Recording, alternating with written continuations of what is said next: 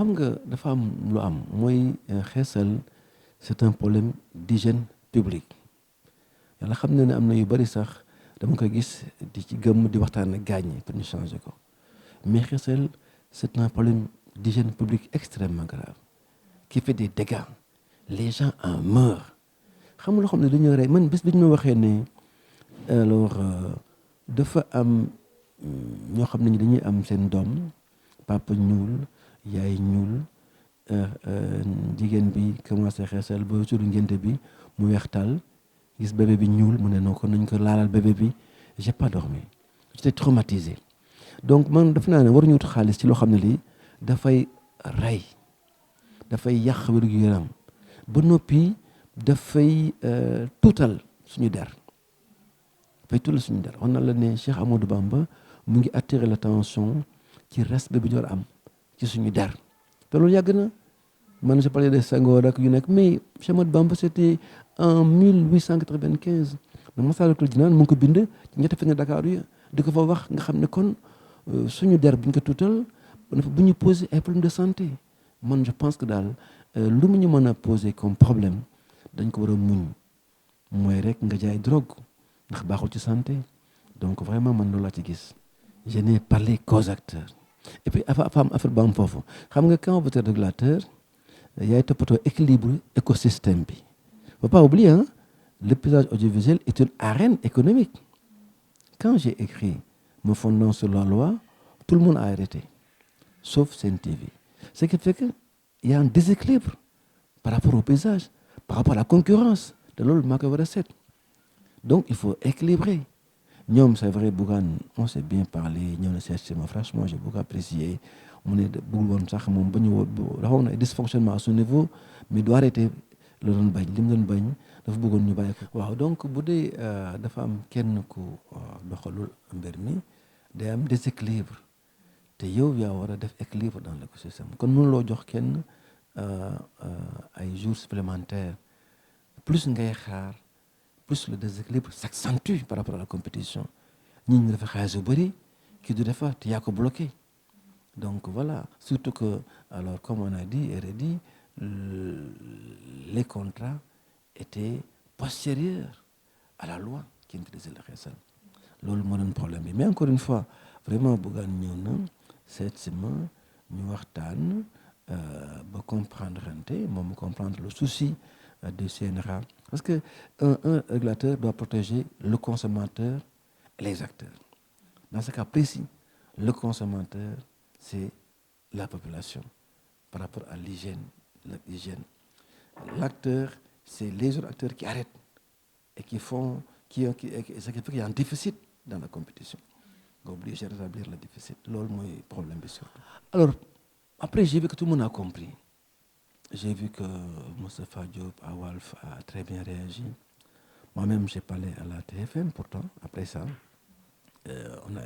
tout le monde a vu Ousmane Sonko parler de 8h à 10h ou 11h et la mesure n'intervenait qu'à minuit et je sais que tant qu'il parlait la mesure n'intervenait pas parce que on est quand même vigilant on sait qu'il y a des amalgames faciles et les gens sont des champions tout le monde a vu que ça n'avait rien à voir en réalité moo tax bon encore une fois ñun on respecte tous les hommes politiques et je sais que les gens sont très prompts à tout politiser mais le CNRA doit veiller au respect des lois dans l'espace audiovisuel et ça aussi c'est très important je vous ai dit que ñëw na seet si ma ñu waxtaan mu reconnaître ay dysfonctionnements à ce niveau ñun ñu expliquer aussi l'esprit de la loi et je pense qu'on s'est bien compris CNRA sanctionné taxu ko jóg et je l'ai dit et redit c'est une position d'autorité nous voulons en faire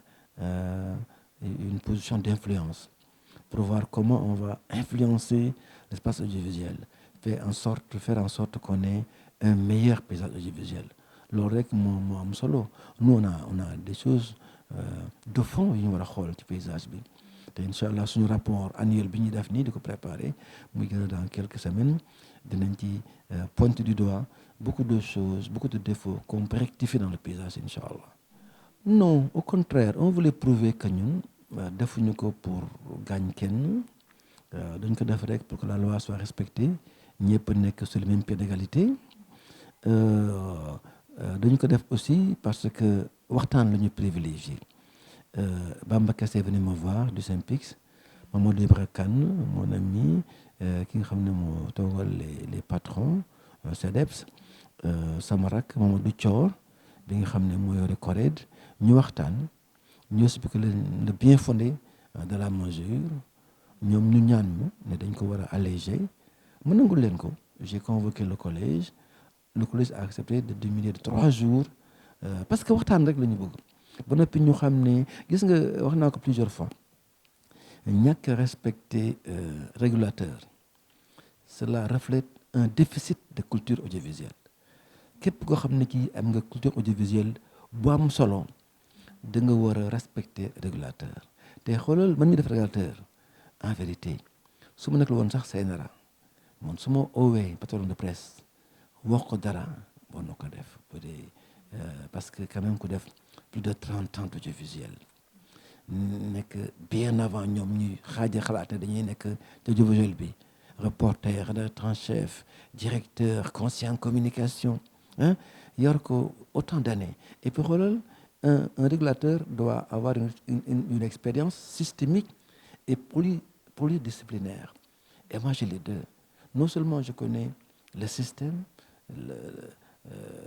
l'écosystème des médias, pour être resté plus de 3 décennies dedans, mais je suis formé en journalisme, en réalisation et en gestion des médias. Je suis allé à l'université aux États-Unis pour faire management and broadcasting. Donc, facette boo laal rek audiovisuel dama ko jàng à fond. Donc vraiment je pense que mes conseils peuvent faire autorité. Et puis sur cette base-là aussi, j'ai fait un excellent conseil. Les gens connaissent les éléments du conseil. Loolu aussi ñàkk xam-xam la. Et c'est grave. Gis nga du disposition code bi yëpp mu laaj décret d'application. Par exemple, tu as vu le code de la presse. La commission ñu ngi koy kii def nañ la commission sur pied ñun sax bokk nañ ci ajul décret d'application. Il faut juste un arrêté mu ngi dem le FDSUT moom le fond laaj na décret d'application.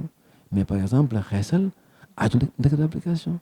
Vous voyez, donc il faut gars yi am ràññee ci mbir mi. C'est ça qui est important.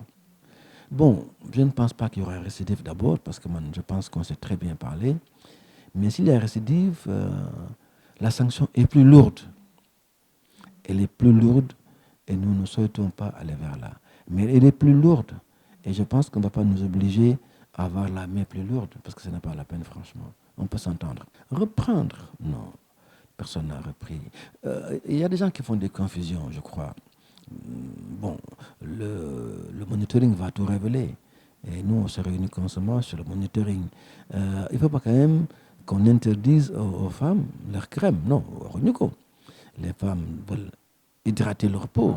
Hydrater seen peau. Loolu kenn terewu ko. Xam nga xeesal c'est un taux d'hydroquinone. Alors, le taux est assez élevé d'ailleurs. Loolu mooy yàq yaram. Loolu mooy yàq der. Je vous assure, jusqu'au Maroc. Je vais au Maroc dans quelques jours. Mais la présidente du conseil là-bas, au Maroc, m'a appelé en disant « Franchement, nous vous félicitons. » Au Maroc. Parce que ce phénomène-là existe aussi au Maroc. Vous voyez? Donc ñoom aussi xam nañu lan la. Donc, bon, maintenant, nous n'avons pas interdit les crèmes. Nous n'avons pas interdit les crèmes. Nous avons interdit juste ces produits-là avec un fort taux d'hydroquinone. Parce que c'est ça qui est dangereux pour la santé. Alors, il y a des taux qui sont connus, qui sont importants, que les gens ont étudiés. Bon, je ne suis pas chimiste, mais on les connaît, ils sont connus. Voilà. Par exemple, Canal, quand ils accusent Canal, les novelastes, ils nous ont prouvé que nous, ils seraient même les taux d'hydroquinone à Canal. Ponterolo, on en parle tout le temps. Donc nous, on est vigilants sur ces questions-là. Ce qu'on veut seulement surveiller, franchement, c'est la santé de nos braves femmes.